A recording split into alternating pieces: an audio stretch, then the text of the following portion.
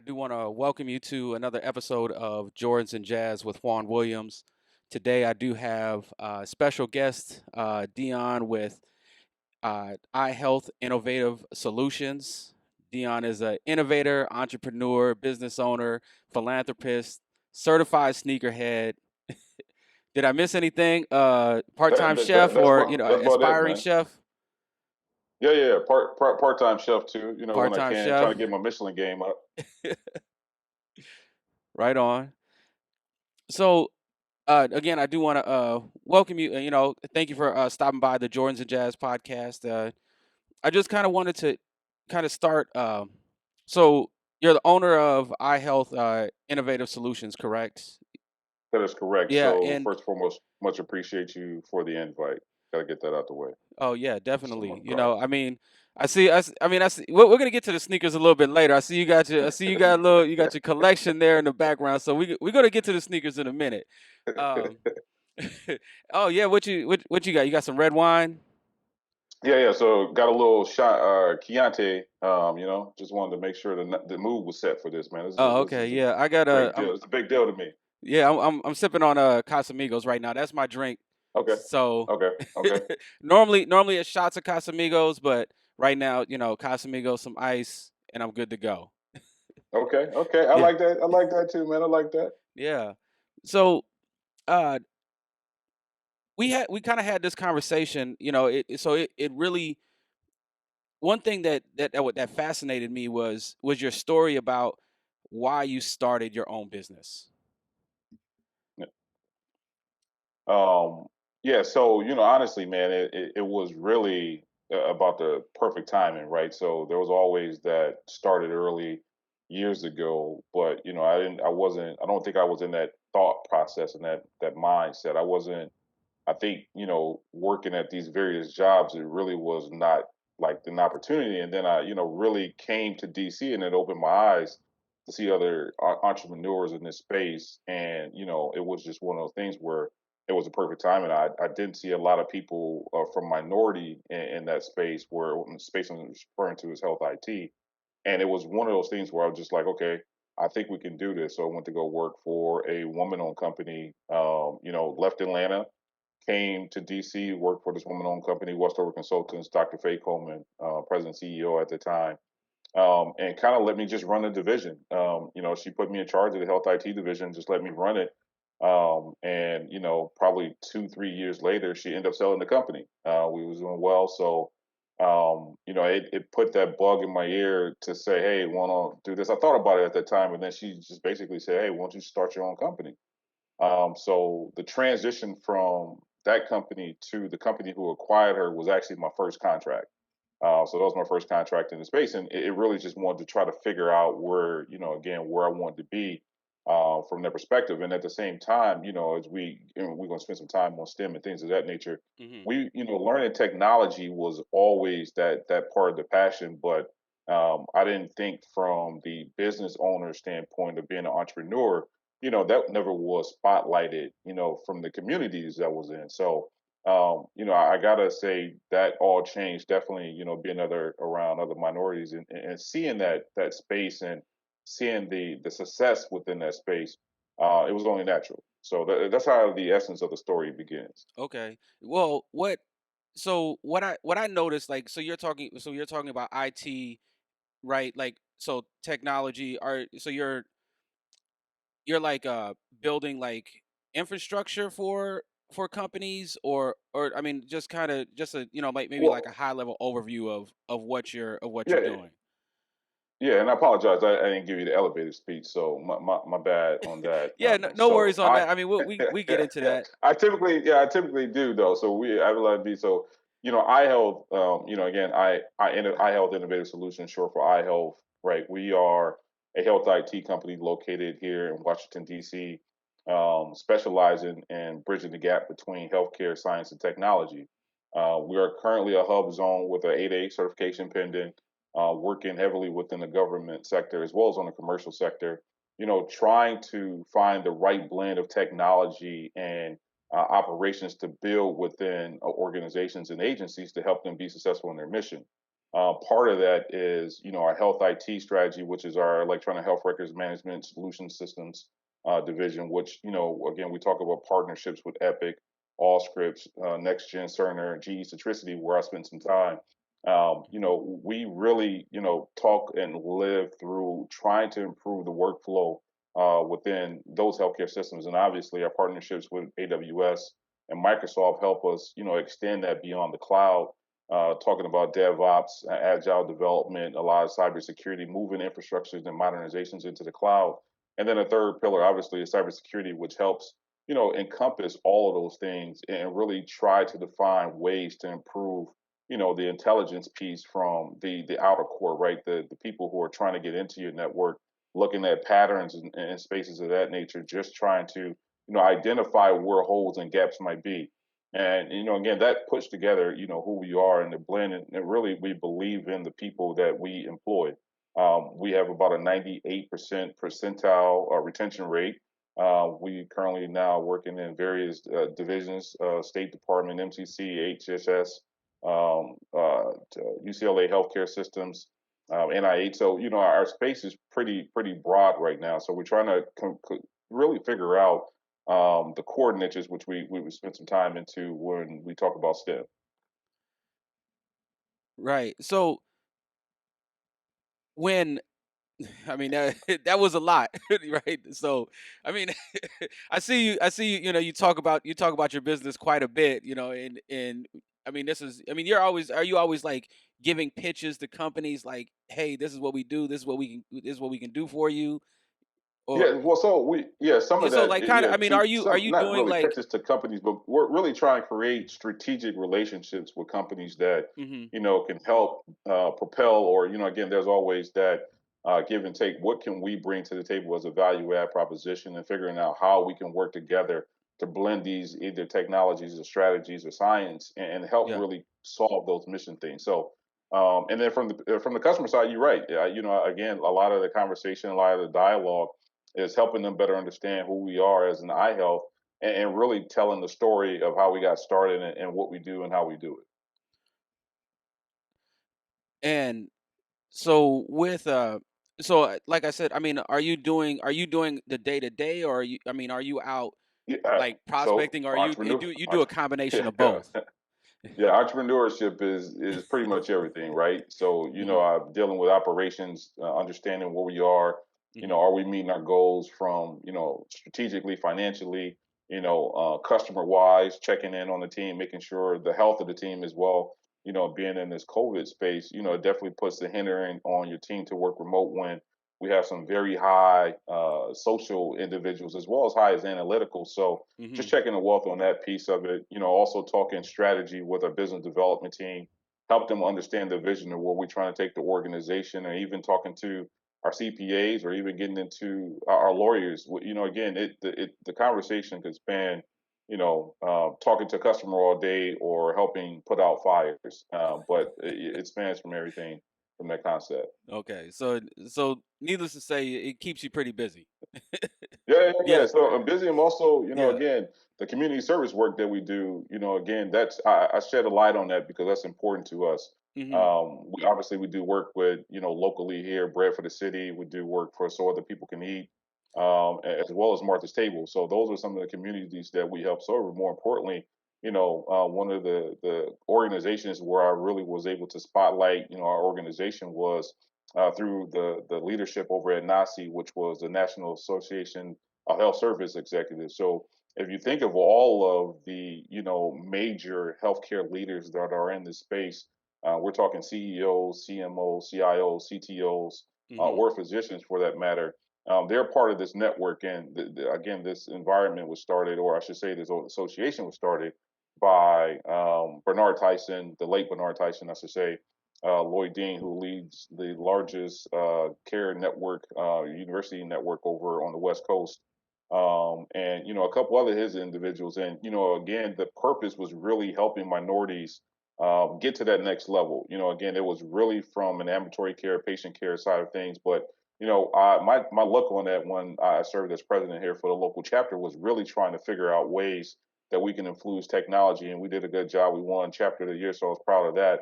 But nevertheless, again, it was more so trying to understand that journey. And again, participating in DC, our local DC Chamber of Commerce, helping out there when I could. I'll be making calls next week. So you may hear from me if you owe money.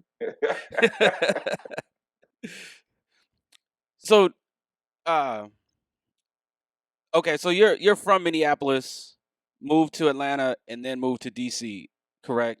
Yeah. So originally from Kankakee, Illinois, which is Oh, about my 50 bad. minutes from Yeah, 50 minutes from Chicago, Okay. 45 minutes. But yeah, I spent most of my time, obviously, in Minneapolis. Mhm. Definitely great ties there. And I apologize. I left out the Allen Page Foundation. I serve on the board there. So that's really dear to the heart as well. So, Mhm. again, that's where the staple of, where the essence of where I was grown and that really helped position me to this day. And I will say Minneapolis definitely has some really great schools, great networks, great exposure, and great people. Mhm. So, Outside why a couple individuals, obviously. one thing, I mean, what I hear from you is that uh the community service work is just as important as your or to me it seems that the community service work that you do is just as important as your entrepreneurship and your business. I mean, how I mean how where does that come from, or how did you, where did you decide to kind of, do both? Yeah, I think part of it was right. So living in Minneapolis, there was all these different activities, and I lived right up the street from the Boys and Girls Club. And I can't say enough about that Boys and Girls Club over South Minneapolis, where it had some really strong minority leaders, African American men, who were in there helping, just getting us to think about various different things.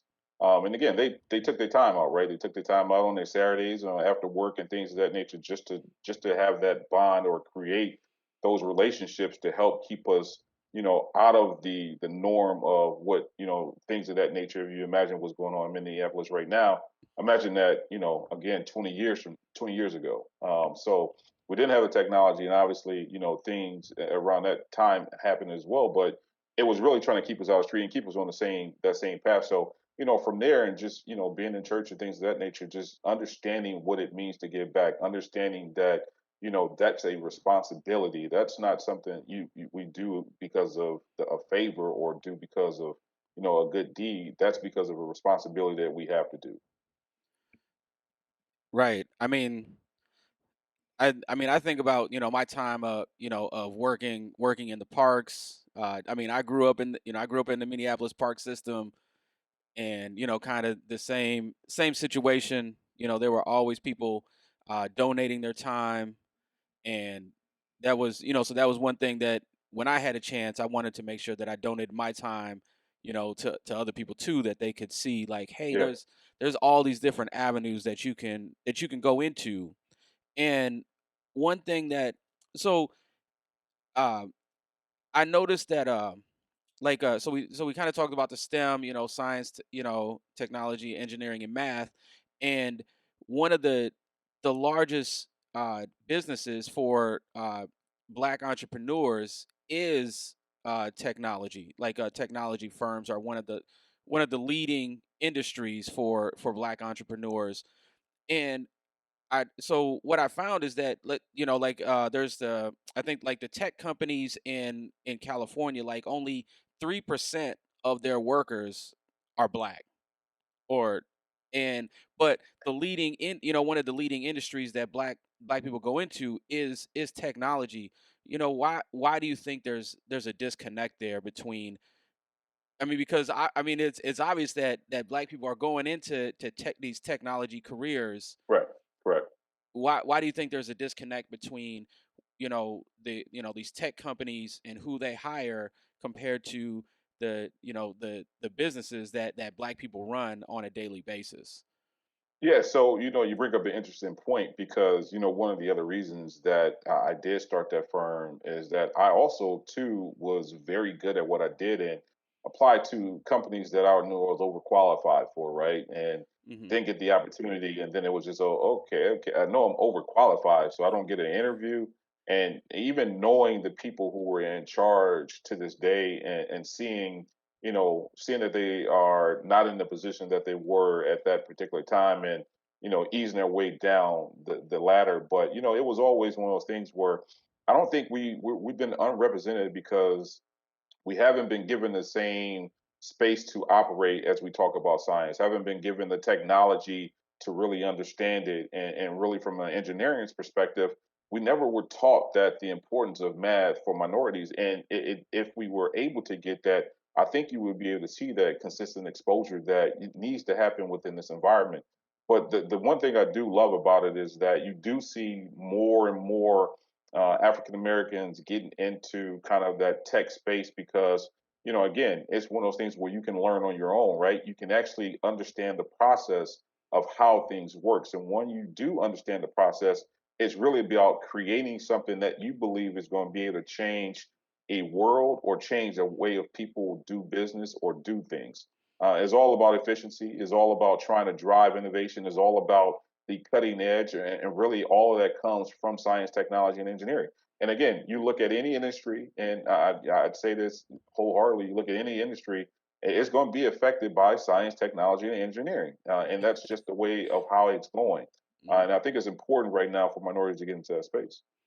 Yeah, and that that's what interests me about it is because growing up, I always had an interest in math, even an interest in music. Music, I mean, the connection between technology and math and music has always been there. Yeah, So, yeah, yeah, meaning that physics, right? I mean, the basic physics, uh right, are, is used in music. That's how we get frequencies, right? Like, hey, how do we use this microphone? Who designed this microphone, right? Like, how did they know to use a magnet to for a speaker, and that creates, sound, right? So yeah. all of, so I mean, there's always technology, like you said, in every industry, uh, but I don't think it's explained to young people the same way. Yeah, correct. And I, Yeah. I totally agree with you. I Mhm. totally agree with you. It's put on young people as, hey, just go learn this, but not really trying to understand why they're learning it, right? Yep. And I think, we get drawn back from, oh, I don't want to have to learn something that's going to confuse me, and I don't want to do that. So I don't want to get into that space. But Mhm. I kid you not, working or graduating from Dunwoody, the program we started at Dunwoody was really helping high school students understand what technology was. So we will set up computers. And it wasn't, I got in there initially and I was like, man, this is the worst thing out. You want me to do what? Uh, take away a computer, tear it down, break it back up, and install Windows. And I just thought that was the worst thing out. And then I started to do it, and it was just like my mind started working, Mhm. and I was given that opportunity. So I then was like, okay, we have to do this for other students. And then what we saw was more minorities joining Dunwoody College of Technology, and that Mhm. was, one of those things that 20 years from ago, we didn't have that. I think I was probably one of three, and the other two dropped out. So again, it was one of those things where it wasn't a lot of us. So it's one of the things you also have to stick with, right? Yeah. Perseverance. It's just like day in and day out of life. You got to understand what exactly the goal is, and live towards that goal, and make sure that goal brings you happiness. Well, what I noticed though is that I think the ability to allow you to be creative, I think, Yeah, is the biggest piece. Is I don't think that the the message is to younger people is, hey, you can do this career. These are things that you can do to be creative.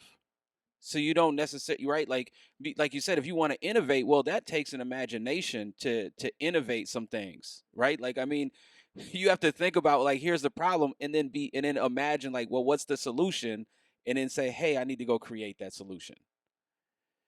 yeah, correct. Totally agree. And I think it's really, you hit on it earlier. It's one of those things that we don't believe that how creative you can be in technology. And if you really just give it an opportunity, you will understand there's so many different facets and avenues that you can travel kind of down and around that bring you to the space that you actually want to be in.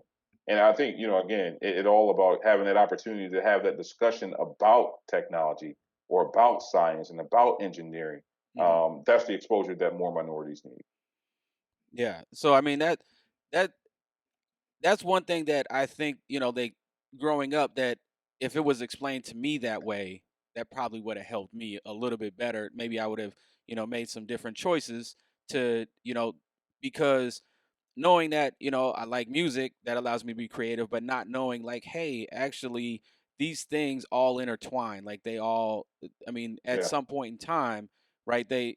Your creativity, right? The creativity of making music, well, that creativity can be used to, designing software, or right, or designing, hardware for that software, like all these different, so there's all these things that allow you to be creative. So that that's really, that's kind of, I mean, if those things can be, you know um explained, or, or passed down to future generations, especially minorities, to get into uh STEM programs, and start to develop into some of those careers, I think it'd be beneficial for everybody. yeah, yeah. No, again, and again, our partnerships with Microsoft. We actually were setting up kind of a cyber hack event, and unfortunately, COVID hit. But those are the type of events and things of that nature where we want to get more minorities into the space to help them understand, right? Like you can actually you can go after hackers. You have a lot of people who like to go after hackers to understand how they think and how they understand to get into systems and Hmm.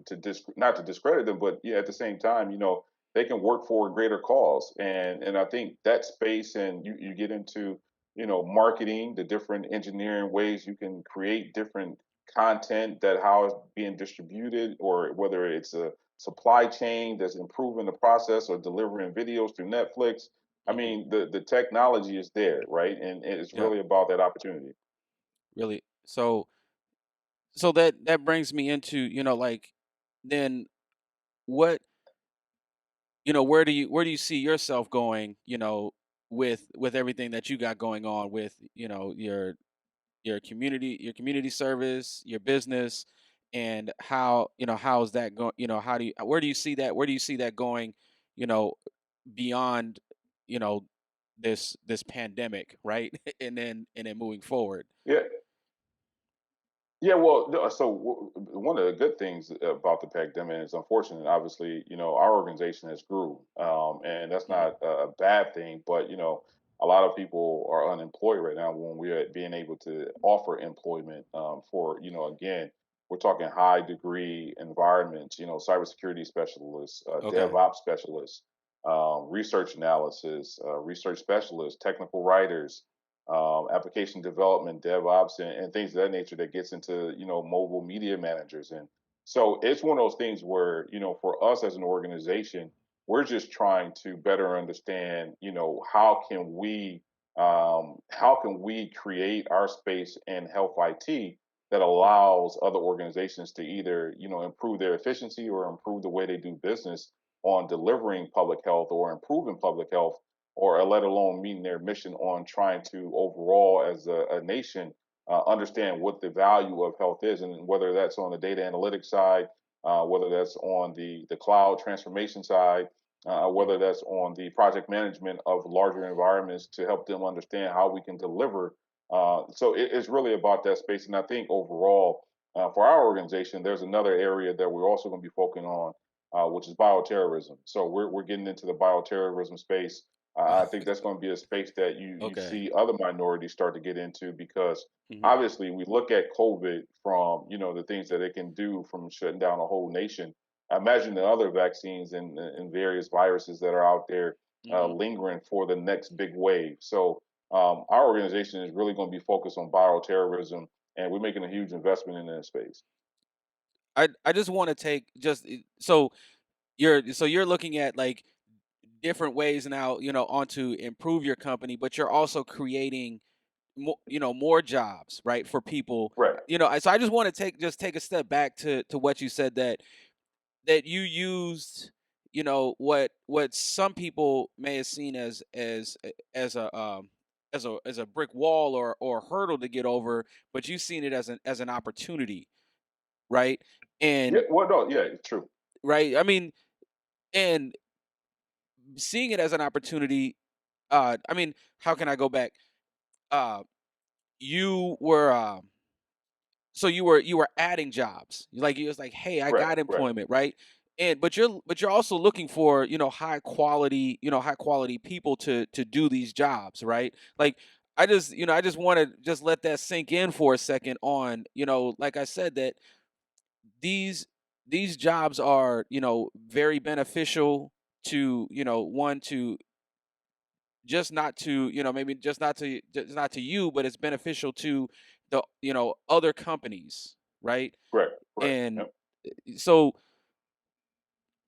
I just wanted to just kind of take a step back, just to process that for a second, just to be like, okay, so you use this, this pandemic as an opportunity to not only Right. to grow your business, but also to employ more people, Yeah, correct. which And is again, it's really looking at the bigger picture. And hmm I tell my staff this all the time is that, we're only as good as they are, right? So we have a huge tuition not a huge, I should take that back. They tell me every day it's not a big tuition reimbursement budget, but, they have opportunity to go out and get their certifications. And, hmm if we believe that it aligns with our organization, I support them 100%. And I'll tell them that, I have that discussion with them, and again, I also had that discussion about the direction we're going.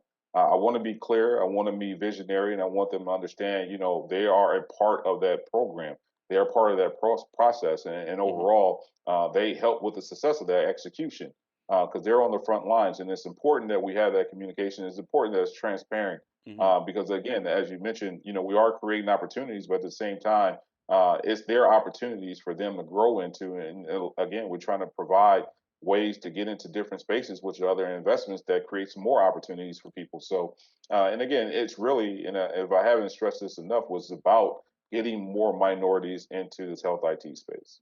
yeah. So I just want to applaud you for that. Like taking your business, moving it forward. Like I mean, that's really. I think that's really a good place to be in. As a business owner, right? Yeah, I totally agree. And that's what we're looking for. Well, I do want to kind of move the conversation Yeah, to definitely. kind of get into, like, so again, the podcast is Jordans and Jazz, right? So uh and we talked about, so I can see in the background you got collection of sneakers there. uh It's just the so ones I brought what out what today. well, right now, Yeah, what are your kicks of the day?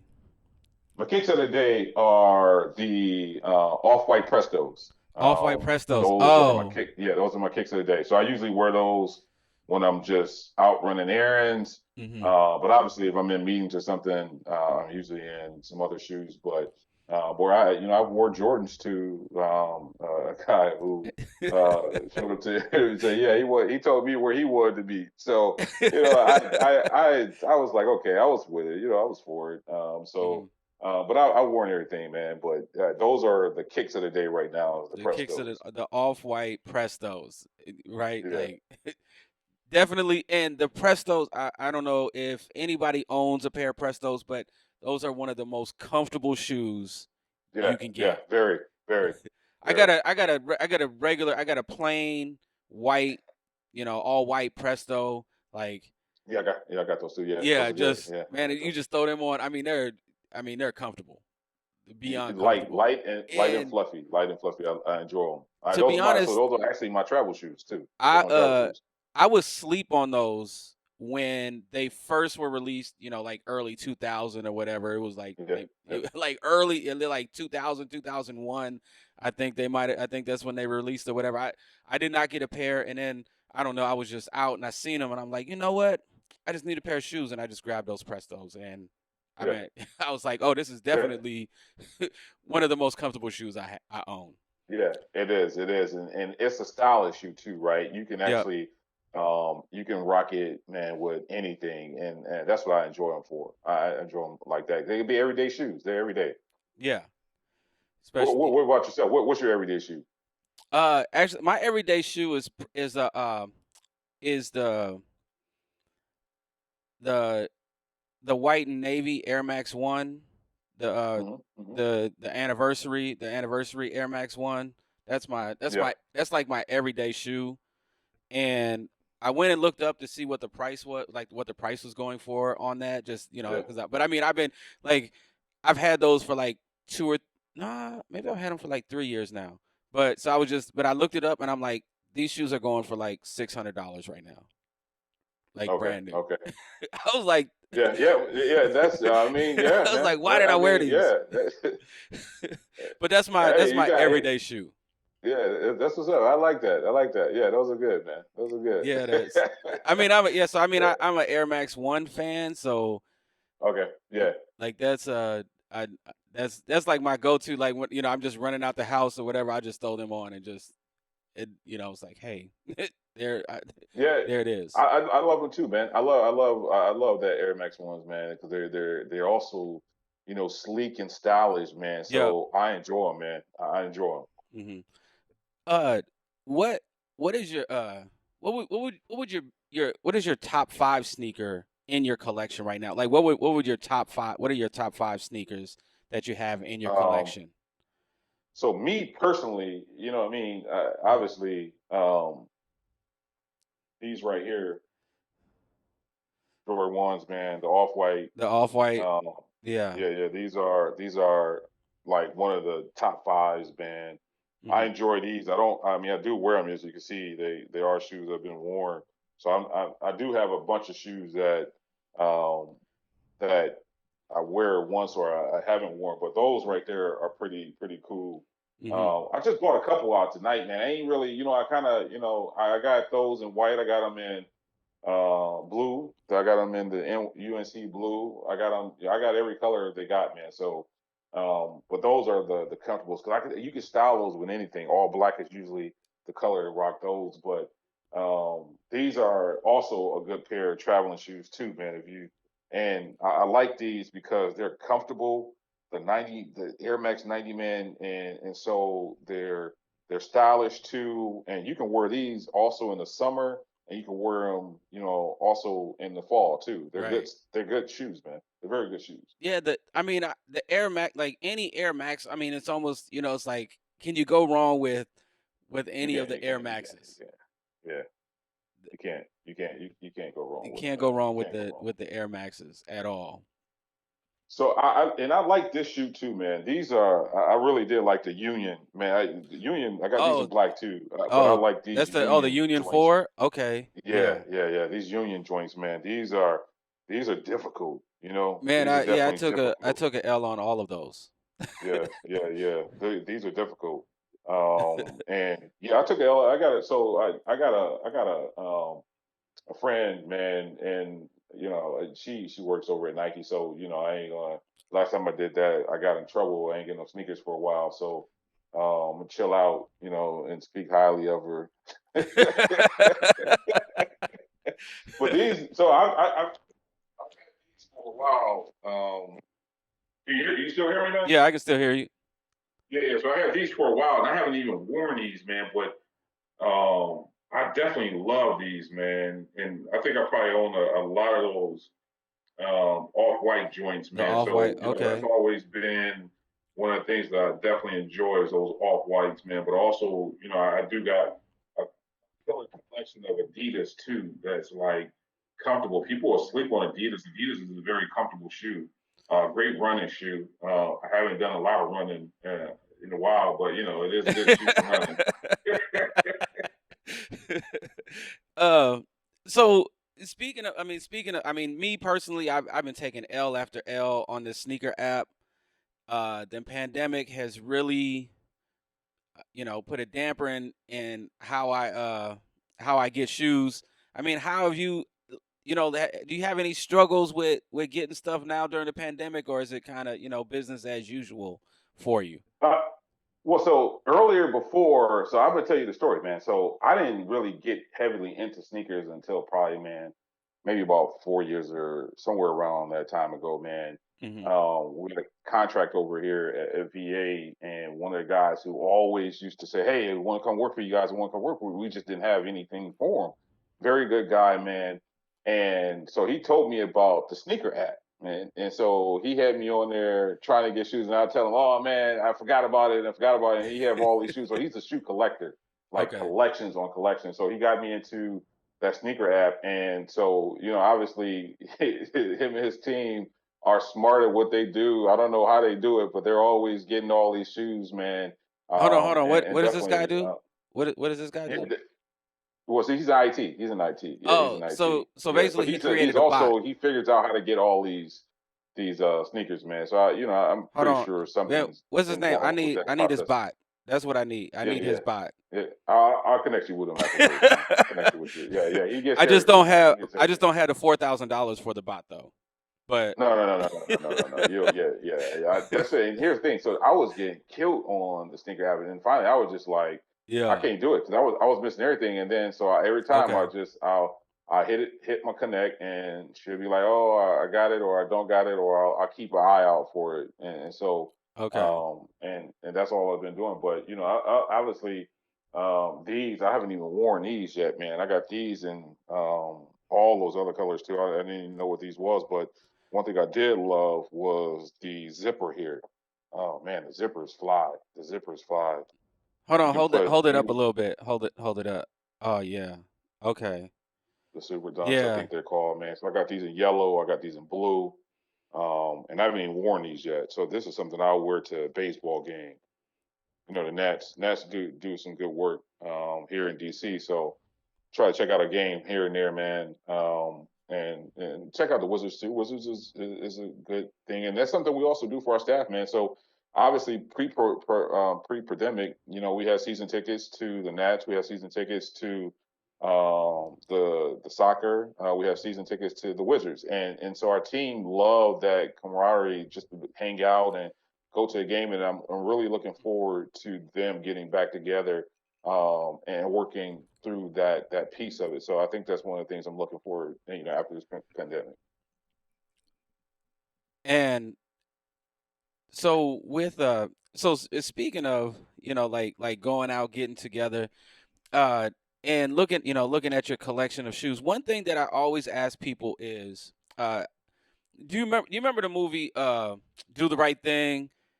Yeah, And yeah, yeah, bugging out. Remember the guy ran into bugging out, and he scuffed his new Jordan yeah, Cement yeah, fours or whatever, and yeah, and he just like flipped out like, "Yo, he's like, man, the word is excuse me, yeah, Have you yeah. had a bugging out moment with a pair Uh, of shoes or over a pair of yeah, shoes? yeah, yeah. I mean, kind of a bugging out moment. Not so much of someone stepping on my shoes. It was more so me stepping over something and scraping them, right? So it was like, oh, and I was embarrassed. So I work for SunTrust as a consultant, and obviously we were working night in. This is, I think, around XP time frame when we are upgrading a bunch of PCs to XP, and so we were XP. working across the street, and we just got tired. We was working day in, day out. So Hmm. across the street was this pool bar that we also used to go to for lunch. Had the best wings out. Pool bar. All people do was shoot pool. You've seen everybody there. So we just happened to, they opened at 11. So we was over there at probably 11:05. Couldn't have been no later than 11:05. We were just like, we're gonna cut out early, and we're just gonna go over there and go hide in the back and play pool for about 4 hours. And that was, again, that just get away, just do something, have a drink or two, or whatever the case may be. Hmm. So we get in, and so a lot of people who work across the street, because it's directly across the street, they come over there to pick up the wings, but usually they don't stay. They just come and pick up the wings and they go back to the office. So we went upstairs and we were heading all the way to the back of where there basically two pool tables at the two sides of the end. So we saw a group of people over there. I think it was three people over there just shooting pool. So we're just going to get on the other side and just do our thing. So as we're going over there, and we're walking, and I'm grabbing the stick, and then all of a sudden, my homeboy is like, "Oh, Michael Jordan Charles Barkley." I was like, "What?" And I tripped over myself, and I scraped my shoe. I Oh. didn't fall out or anything. I just scraped my shoe, and So we was literally next to them playing pool for about 2.5, 3 hours. And they Hmm. always used to tell us to come and play for some money because we were going to play for some money. So that was really the bugging out moment over at Barley's, man. And Barley's in Atlanta, man, had the best wings. Obviously, JR Crickets does well as well, but Barley's back then, man, the lemon pepper wings were it. So that, so just like, oh man, I scuff your own Yeah, shoe, like, yeah, stuck my own shoe. Like, oh wow. And then, again, I'm already saying like they probably laughing or something too. And I was just mhm. like, oh, let me just walk it off and pretend nothing happened. Went to go rack, and that was that. That was that, huh? Yeah, that was that, man. That was that. That was a bugging out moment, man. I try, again, if I'm wearing like cakes I really like, Mhm. I try to stay away from large crowds like that. Yeah, that ain't the space for them, man. Eh, Like even picnics, depending on the picnic outside. right. It all depends, man. The ones I care about, I wouldn't do that to. I wouldn't do them. No, I wouldn't do them harm like that. But the ones I'm just like, okay, whatever, I'll do that too. Yeah. I mean, you got to pick and choose. Like, you know the event. It all depends. Like, like, dang it, I want to wear this shoe, but I know Yeah, where I'm yeah. going. Come on. Yep, yep, So, yep. but this shoe, I mean, but this is the outfit for this shoe. Like, Yeah, yeah. I need it. So And, it's like, and it looked good. it It look looks very good. Like, good with the outfit. So it's like, what am I and to do? I mean, part of it is that if people look at me like I'm short, at least if they look down at my shoes, they're gonna be like, "Oh, his shoes is fly." When they look at me like I'm Yeah. short, when people when they look you up and down, they look at you like you short. You be like, Oh yeah, you you got some know, cool shoes. yeah, like, okay, man, my bad. I see what shoes you got on. Like, I'm not even, it's like, hey, Yeah, you all yeah, good with me?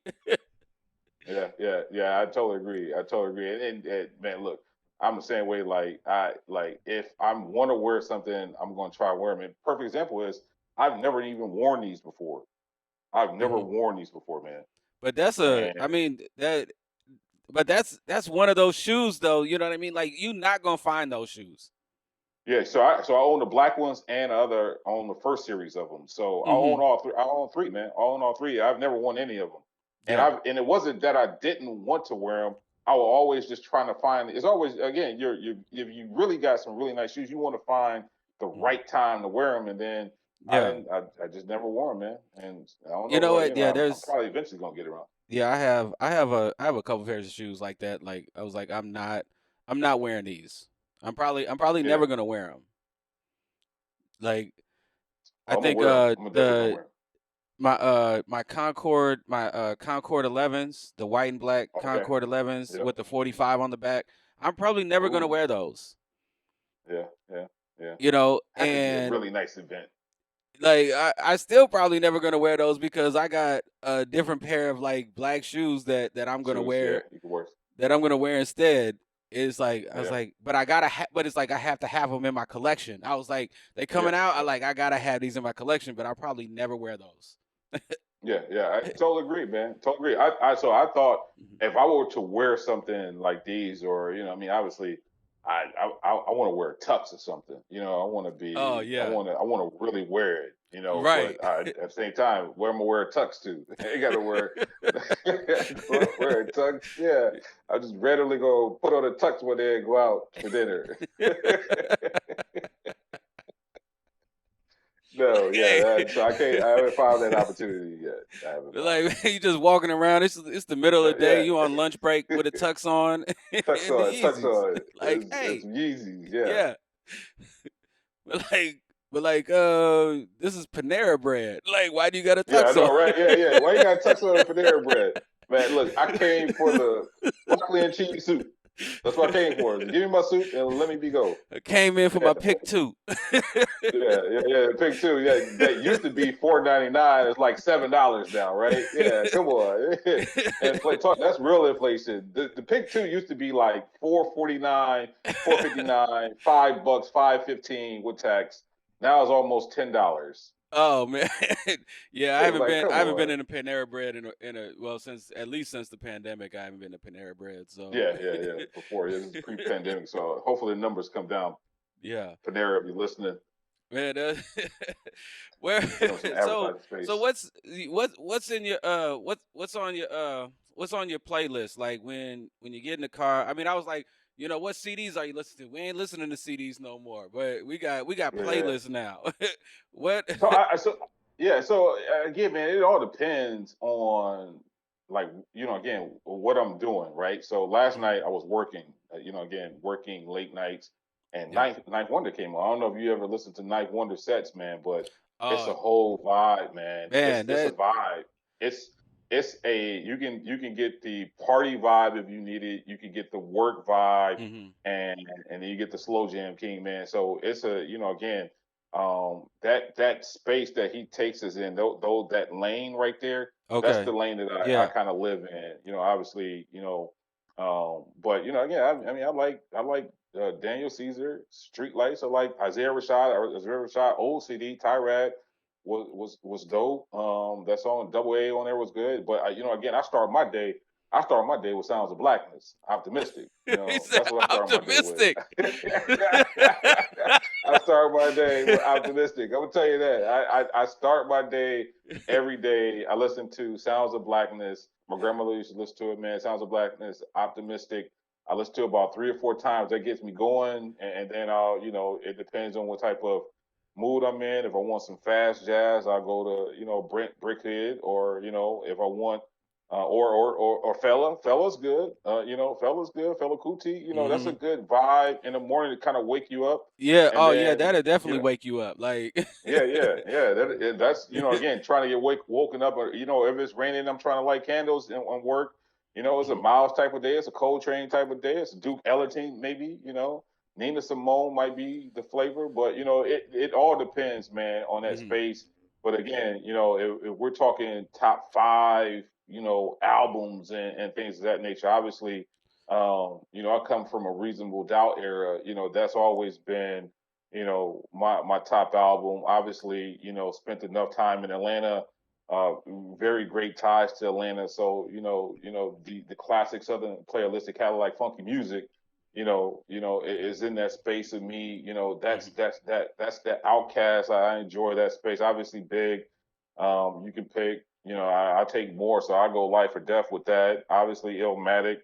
And then obviously, dog pound, dog food. Oh, dog food. I grew up on Yeah, that LBC. man, that Yeah, that that point, like from like 93 to like 98 was like that yeah, period of music was I mean, it was just crazy. like You had everything, like and you had like X2 like come out hold too. on, You know man, what I like mean? I can't process all this music that that's happening Yeah, right now, because and you got to think about like people that were coming in, at that time, right? Like, I mean, when I think about it, like how like Master P was able to yeah, navigate yeah, his space and do things right, like I mean, you got the West Coast, like E40 coming in, the yeah. 40 water.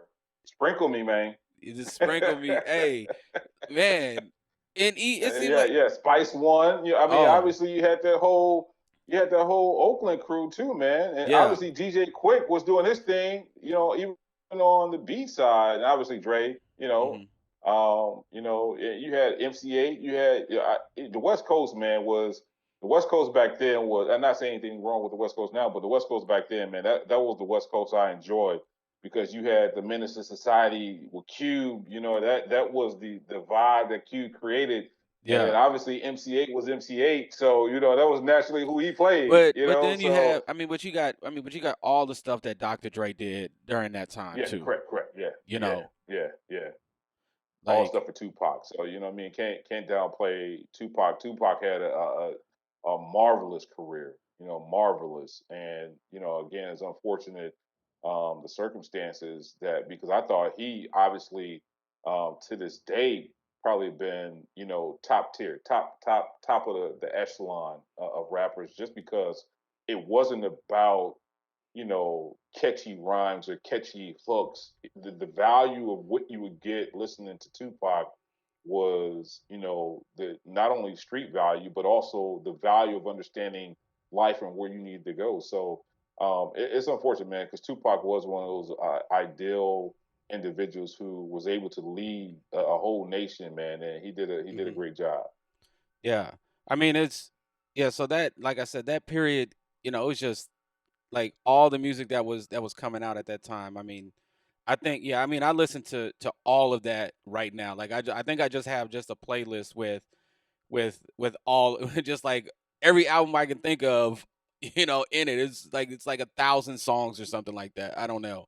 Yeah, Like yeah, yeah. like it's on random. Like I just get up. Like that's all So I what's do. your top five albums then? My man, my top five. I wonder if I got. I think I got my top five albums. I mean, because I go Was it back and forth, with my with my top five. okay? Okay. Uh, I think I You're have gonna it. say Tribe. You gonna say Tribe Called Quest? Mm, uh, dang, I thought I had it. Dang, Okay. Okay. Hey, just maybe checking, man. maybe I don't. Top five albums.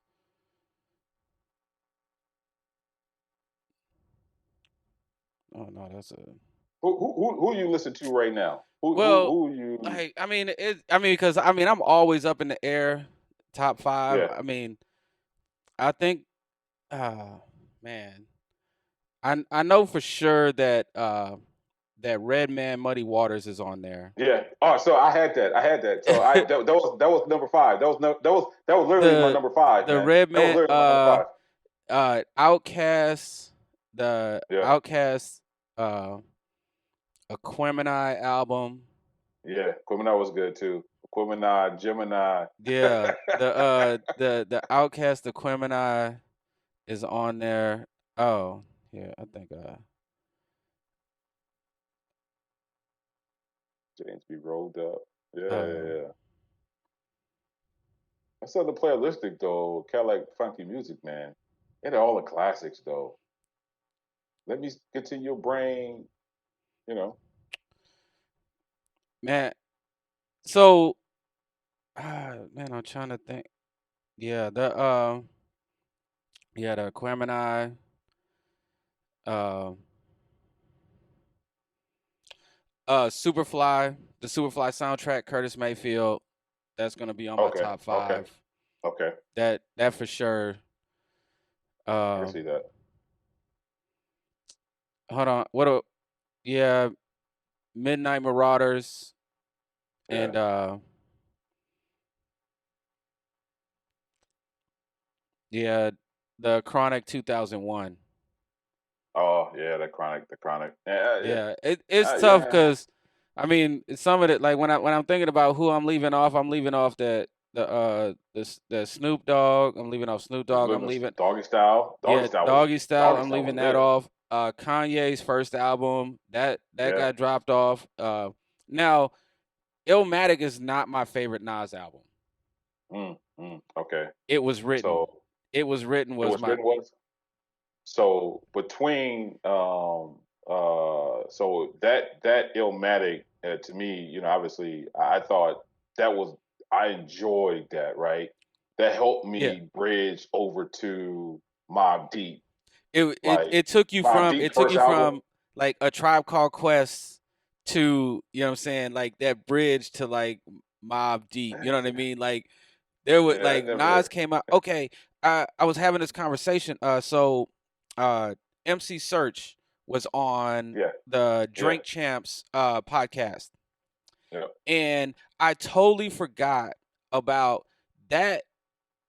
That's what the so Nas was on MC Search's song Back to the Grill. yep, yep, Okay. And yep. that's what like pushed Nas out into the mainstream. Like that pushed him out. Like everybody knew like Nas is different. Cause he had See this that? line where he says, I'm waving automatic guns at nuns. Yeah, Like yeah. Yeah. Like so in that song Who that he thinks had, of that? what's that? Yeah. Who thinks of that? Who thinks of that? Like, wait a minute, like every like people that were on the song, they was like what? He's waving Yeah. automatic guns at nuns, Like like does these are people of peace. Why are we waving guns at them? Right? Like, yeah. I had the same thought. This is like, man, yeah. yeah, Nah, this is that guy. yeah, Nah, this is that guy. but that's the line that everybody knew, like, man, this dude is different. Like, Yeah. like, hold on, wait a minute. Like, that was the line when, like, when I was a kid and I heard that, I was like, like maybe, but then, as you get older and you hear it, you're like, what? Hold on. What? Did Yeah. he say Yeah. what I just think he just said? Like, hold on, wait a minute. But that was really like that verse that he had on it. And it wasn't that long. It wasn't like a real long verse. It was, but No, it wasn't. Yeah, it was the content between the lines was yeah. what it was. Yeah, you And understood. that helped I mean that like everybody knew like who this is Nas, and then after that, you know, right, the rest was history.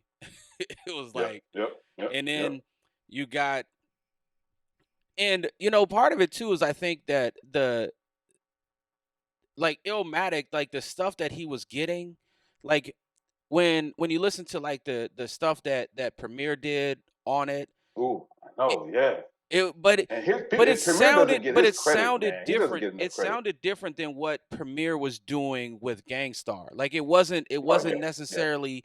it wasn't necessarily the stuff that he was doing, that Guru was writing to. correct, It was correct. it was it And no, not to interrupt you, but I again, I think if you look at Premier's career, mhm. he's always been able to help the artist excel. Yeah. Look at everything he's done with every artist. That artist has excelled from that point of the track that he's made for him that brought them out their shell. And I love that about Premier, man. Premier is one of the top five for me, man. Oh yeah, definitely. Like the things that Premiere puts together is, I mean, it's amazing. Like, Yeah, yeah. like I can't, I like, totally agree. there's, it's like there's nothing that I'm, like whatever Premiere puts out right now, I'm like, I gotta listen to it, like, Yeah, no you matter got to what. listen to it. You got to listen to it. And I would love, man. Here, and I know this is obviously probably not going to happen, but I would love for like Premier to get with um, Jay and Nas and do a whole album Oh, of just Premier. that would be that Just premiere. You know what I mean? right. Or That would maybe, be, or maybe sprinkle some pee in there, to flow with it. Man, mhm. I don't think you need a lot of them. I know that obviously you got a bunch of them out there that could do well, the Swiss, but I think if we just combine those two and let them do 10 songs, man, I think it'd be a dope You know album. what? You know what? Who I think would probably be. This is gonna be. I mean, this is gonna be a little different, but like, right, like Nas and Jay, like they here. You know what I mean? Yeah, But yeah, yeah, there's other MCs uh that I think would have like an amazing album yeah, because of the way that they work. One of the people that I'm thinking about is Currency. So, yeah. I can see that. I see that. because Currency, what he does, he his whole thing is to get one producer and then to do like all the songs with one Right. producer. Yep. And I mean, so some like he's had like, I mean, he's just been like releasing music, and he just, he gets with one producer, and then they go through, they make the song. So, and if I think if Currency was to work with Premiere, I think that Yeah. that would be like an amazing, piece Yeah, of I can just see piece that. of I can work. see that. I can see that because Currency has a great body of work, Hmm. and he delivers great content. Yeah. And I don't think he's got his just due. I think partly because maybe he just doesn't get the visibility he needs to, but he has it. He has what it is that you need, man. And I think he does need more visibility. I mean, I think that, well, I think part of the reason is that I mean, because he's so independent. Like, I think Correct. Yeah. he only Yeah. had Correct. like one, I think one major studio album, and then after that, I think everything has been, just And independent. independent. and but he's able to like just keep putting out projects, but he's not getting the same, backing of the major labels yeah, that put out these artists. And again, that's part of the budgeting behind hmm, the visibility, right? So yeah, part of that visibility is having the investment or signing whatever deal that there may be to your advantage and getting equally split on what it is you're trying to deliver and having again, but at the same time, a lot of these artists have um, been in terrible deals and they don't want to go back. And I applaud him for staying constant with what he's been doing. hmm, yeah. I mean, it's just, but that's where there's a lot of people, but he's got a following, right? Yeah, he So does. Yeah, he no matter what, he's gonna be able to put out music, just like E4. It's kind of like him and E40. yeah, They 40. constantly Yeah, put out stuff. Like yeah. E40 has just been like rolling along. He just And, been like putting out music. Like he ain't stopping. He's just like, look, I and, did it. It's and out there. E40 music, man. I'm trying to tell you, if he actually got some good music, man. Yeah. So he Oh no, got good music. So if you listen, yeah. I'm a fan. You It's just, but it's a lot to get through because like when he yeah, releases yeah, something, it's like 40 tracks. Like, it's yo, so yeah, like, it's like 46.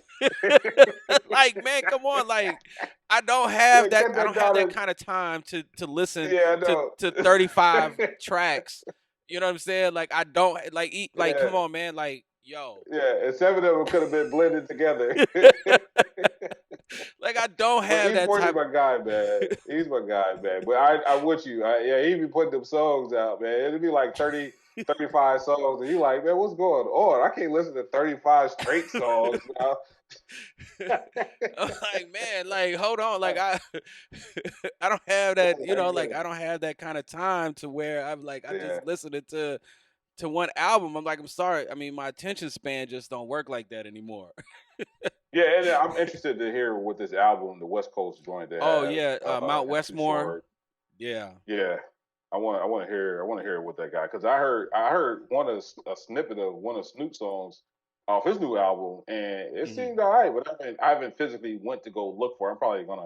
I'm gonna check it out because I said I'm eventually would. So I'm gonna listen to that song I heard and see what comes about. But Snoop's saying, man, Snoop's the running straight through efficiency of, like you said, like it seems like people, when I think about like people do songs in a week, like they'll do a whole album in a week, and then it's released on like Friday. Like they do the songs like yeah, Monday, Tuesday, Wednesday, mixed and mastered on Thursday, out on Friday. I'm Friday like, on Friday, correct? Yeah, how, before, when you think about it, like, yeah, I'm working, when you see artists that like, yeah, I'm working on an album, like, when we gonna get a new album? Like, I don't know, in 2 years. two Like, years. Yeah, exactly. Yeah, everybody's been 2 years, and I'm interested.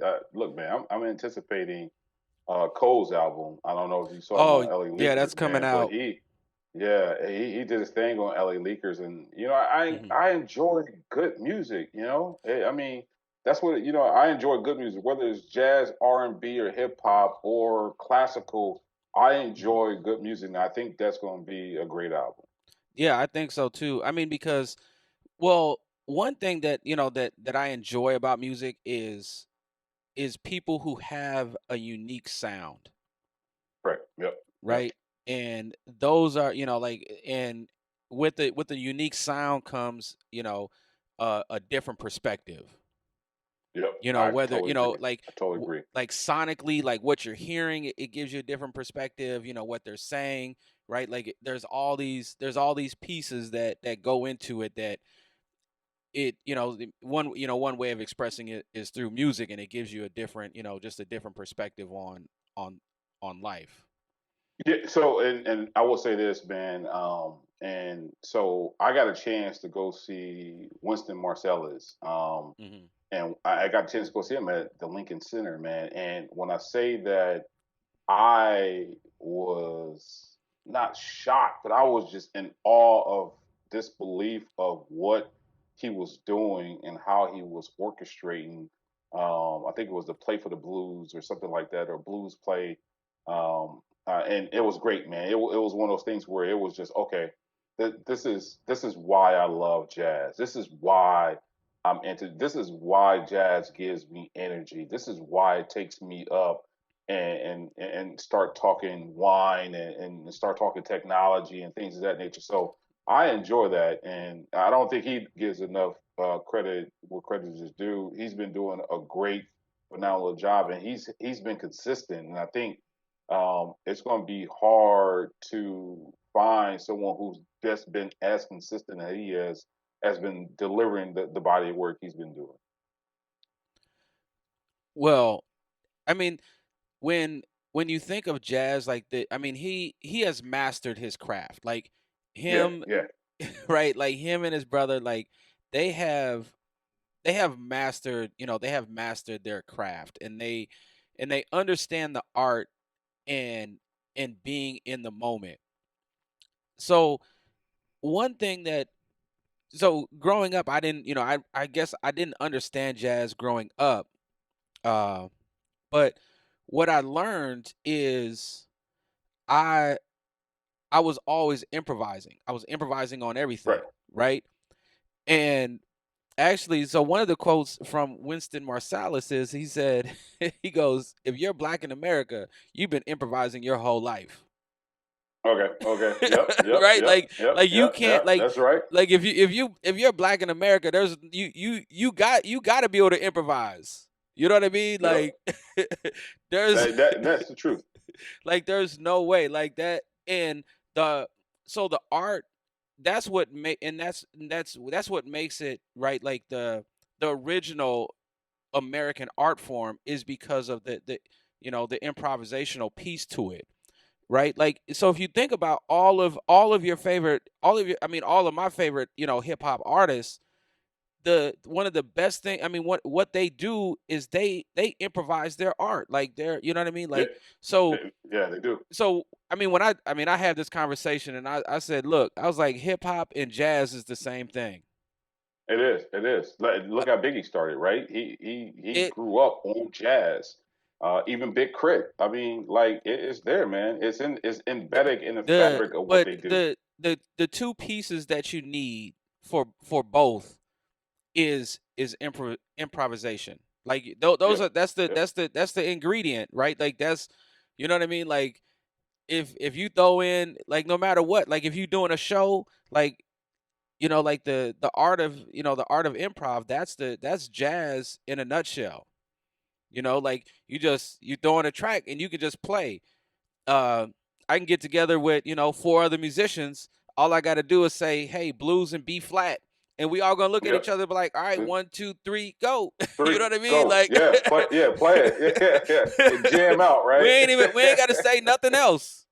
Yeah, play it and jam out. Like this is go time. Just Yeah, play like that. that's, Yeah, that's all I gotta say is, you know what I'm saying? I'm like blues and B flat. Everybody go look, they were like, "Yep, I got it. All right, let's go." let, You know what I mean? Like let's there's go. we ain't rehearsing nothing. You know what I'm saying? We ain't like, It, oh, what's this, what's that? We just gonna play and somebody gonna start improvising. Yeah, and Right? and that's how you have great jazz songs that come about, right? Hmm. So that's how the Charlie Parkers and the Miles Davis and Yeah. Count Basie would put together that whole trio, again. So I mean, that's how it all starts. And obviously, Louis did what Louis did. Louis Yeah. didn't have no set schedule or set rhyme that he was going to play. Louis performed what Louis performed, and people loved it. So I enjoy it, man. I enjoy Hmm. jazz, and I enjoy the delivery, the content. I enjoy the flow of it. I enjoy the can piece of it. So the cadence as well. So it gives you different streams of where you need to be. Well, I mean, another piece to it, like, so Rakim, one of the, Yeah. Okay. greatest MCs of all time, Rakim. Yeah, and not to say I don't agree with you. I just I can debate about that. I think he's good. I just don't think he's not my favorite, not my five. I wouldn't put him in my five. I Okay, the reason why I say that is, uh, But I mean, everybody I'll get back to that point in just a minute, but said.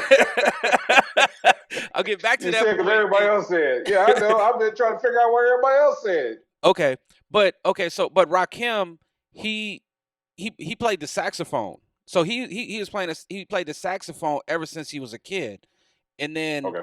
he was using those uh the phrasings of a John Coltrane. Yeah. Yeah. So when he's putting things together, he's using the phrasings of of a John Coltrane, or things like that, like, or just like what he learned. So anyway, so back to why he's one of the greatest is because he's your favorite MC's MC.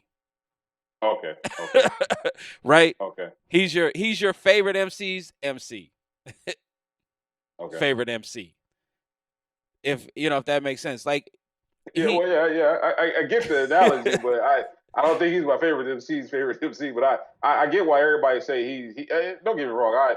I think Rakim has always been Rakim, and people hold Mhm. him in high regard for what he's been able to do and the sound that he's been able to project and give to individuals that create the Nas's of the world. So I get it. I totally get it.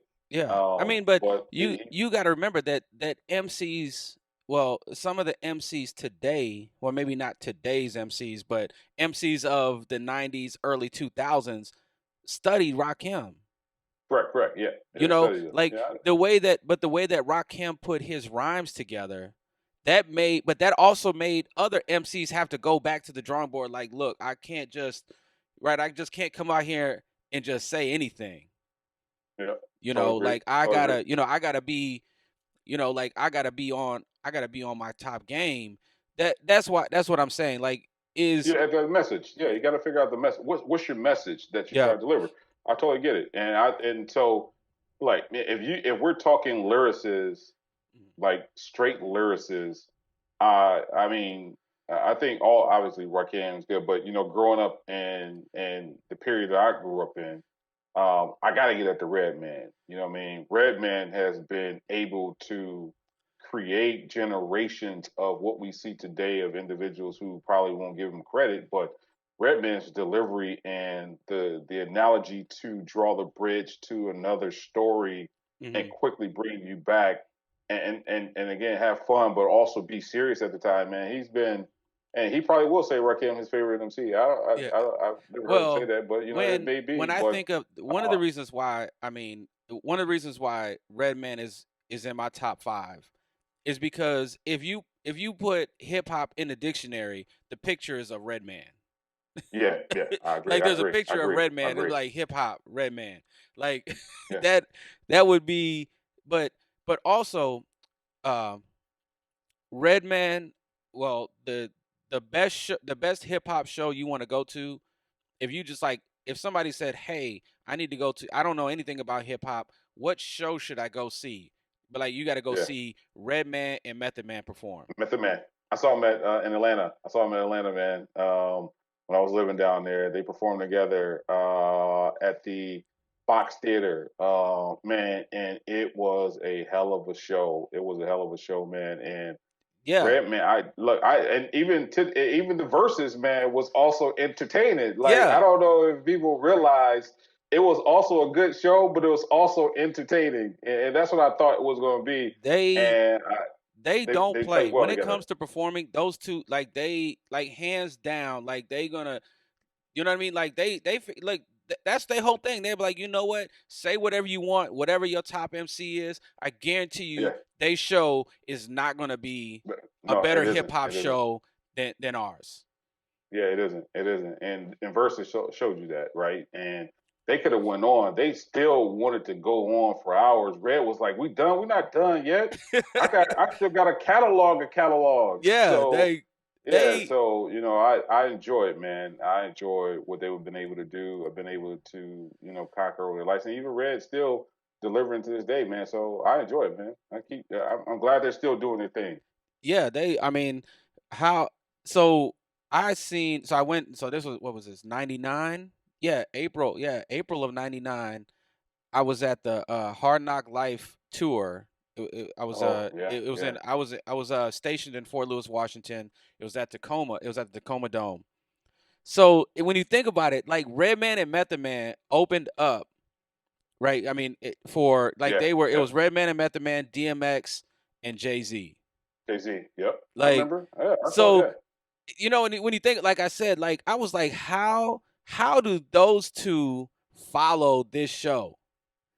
It was Which really about how does DMX follow that show because you couldn't put Jay right well, behind it was his, but that it was group. his tour though. So I But it mean, was a yeah, he yeah, was correct. headlining it, So you but could put him right behind there, but you feed that with more energy, and X was yeah, that energy, and then obviously you had a little break, and then you come out and play some hard knock life, or you can set the mode from there on out, and that's what he's been able to do, man. He's been successful at that. yeah. But I'm just saying, like I was like, how I don't know how they No, I like don't. this Yeah, show. I mean, it's energy, man. just from that point on, like I was like, I'm like, yo, like uh, and but I mean, but DMX show, I mean, it was just him and Swiss Beats, and that was it. You know what I'm saying? Yeah, Like, but DMX was at that point in time. DMX was, you know what I'm saying? Like, cause he just dropped those two he albums. 2 hours. He was, and Yeah, here's the thing: he dropped both those in the same year, right. and they did numbers, and Numbers. yeah, he did it. I don't know, like man, he did a phenomenal thing, but I think he just got burnt out too quick. No, They just the required more. no, things changed. Like you got to Yeah, remember, then once Napster hit, things really changed. You know, like things really changed with the recording industry and people that had these major recording contracts. Like they were trying to figure out how to get out of them yeah, correct. because Yeah, they they did. weren't gonna recoup Three- the money, the advance to record another album. 360 deals. They were trying to figure out how to get out of 360 deals, and a lot Yeah. of those deals were 360s. Shoot, I mean, as a matter of fact, I don't think you can get a recording contract now from a major record deal if it's not a 360.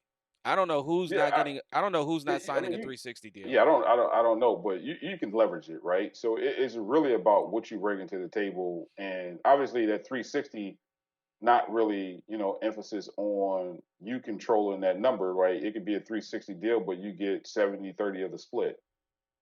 So that Well, number, again, could if equal you're lucky, heavily weight upon a certain artist versus another artist.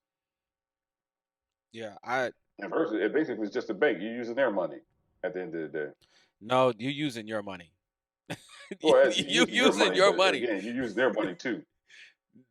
No, they making the record companies is making their money back. They just saying that the percentage that you paying to pay it back, they saying they not making it back. Yeah, correct. Yeah, they're That's not the making it back. Yeah.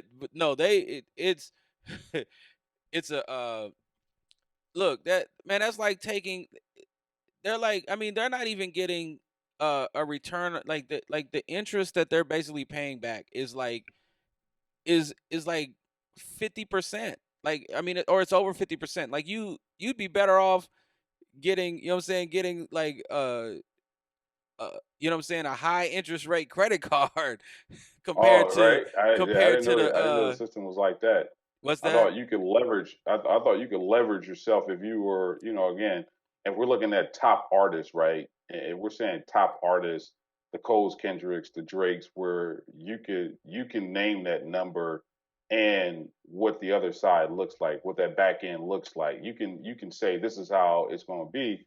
Or obviously, I make a couple mixtapes, I get out of this deal, and I go independent. But So um, let's just say we're talking about what, 50 artists, let's say, that are okay. leveraging 50. We're talking about 50 artists, right?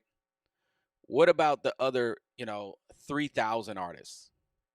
Well, What? again, not everybody. Yeah, correct. So the Yeah. other 3,000 artists is where a lot of that money that they are not seeing Hmm. is not going to the label. Is funding other initiatives that they're able to see other investments, make huge investments, and at the same time make some other huge returns on those investments. Obviously, the lower artists who still do their numbers, but not getting the credit or not being able to see that return from that album. Where again, some of these other Well, artists may see.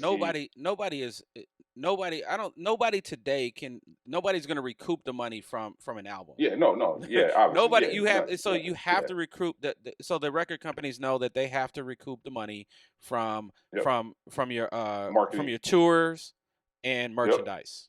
merchandise.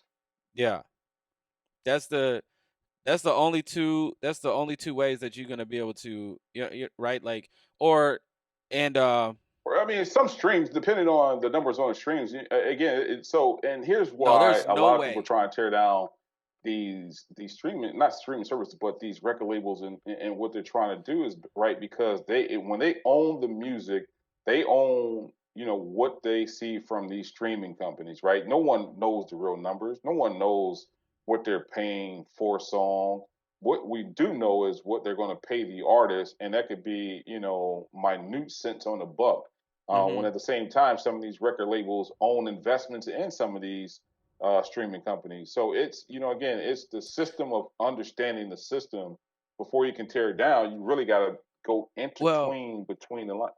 I think there was a like this was a couple years ago. I want to say maybe 2017. They said that so Drake was the number one streamed artist on Spotify, Okay, and I think what he I can made, see that. I think what was paid out for his streams was $25,000.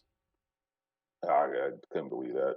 What's that? Uh, I couldn't believe that. Not for Drake. Not on Yeah, like streams. I mean, Not it he's was the no, I mean and that's the there. one. And I think he had and that was that billion streams, right? That year he hit a billion streams. Hmm. Yeah, I know the system's flawed, but I don't think it's flawed in a way. If I have a billion streams, I'm only going to get Yeah, it $25,000. was it was. I mean, okay, well, let's just say it was $100,000. Yeah, I'm Right? thinking Like, what let's the just, I numbers. mean, Yeah, yeah, let's just throw a number out there. There's no artist, even, like when people were selling CDs, right? When CDs yeah, was correct. the main avenue. If you only made $100,000 off of CDs, there's no way you recouped your money. You owe that No, record no, company yeah, for the rest of your life if you only made $100,000. yeah, yeah, yeah, yeah, yeah. That's true. Yeah, you definitely. That's why they signed their life away. That's why Prince said it was a slave. Yeah, like there's so think about that, right? Like, so nobody's selling CDs. You're not getting the points like you were selling CDs. Yep. What points do you think you're getting from streaming? Yeah, yeah. That's probably. I mean, yeah, because you're not selling CDs. Everything's moving to streaming services. So That's the the new record. yeah, the only way you really gonna make money is tours, touring, Yep. merchandise, Merchandise and and investments. well, I mean, but the investments are gonna be yours, but uh what is it? I don't know. I'm lost right now, but anyways, I Okay, mean, okay. they're No worries. endorsements.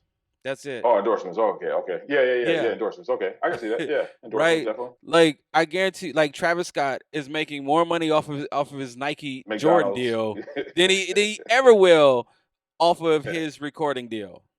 Yeah, There's off McDonald's too. Yeah, he's making some money off yeah, yeah, McDonald's. McDonald's. You know what I mean? Like, you're like, that's the only way you're gonna make money. Like, Yeah, you're endorsing. I think, you know what?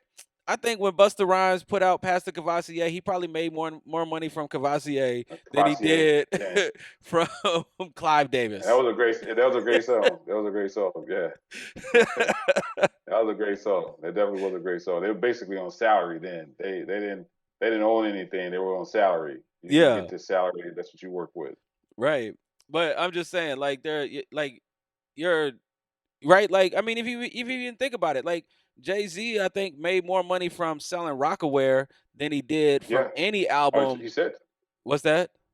Yeah, he said that. He even said that. So money off more made more money off Rockaware than he did off his albums or those Mhm. first 4 or 5 albums that he had. Yeah, But because the money that it takes to recoup what you say is a loan, right? yeah, Like that money, that's the worst rate loan that you could get. yeah, Think and of they the want you to think of the work for that money worst too. interest rate loan you can get. and then multiply that by 10. Yeah, You yeah, know what I mean? Like yeah. there's nothing. Well, I do want to thank you again for stopping by the Jordans and Jazz podcast. You know, Much appreciate, man. it's a pleasure having you on, talking about your business, your community service work, all those things. I want you to keep, I'm glad that you're moving forward. You got all these things happening for you, you know. So I do thank you again for coming on. Anytime you want to stop by, we can definitely talk about music, talk about sneakers anytime. Yeah, yeah, definitely, definitely. And again, man, I applaud you on what you're doing with the podcast. Nothing but huge success for you and the future for you to shine bright, man. So thank you again for having me. Thank you again for having iHealth, and we much appreciate it. Yeah, thank you very much. I enjoy your evening, sir. Yeah, you too. Peace. Peace. Well, I do want to thank you for joining us for another episode of Jordans and Jazz.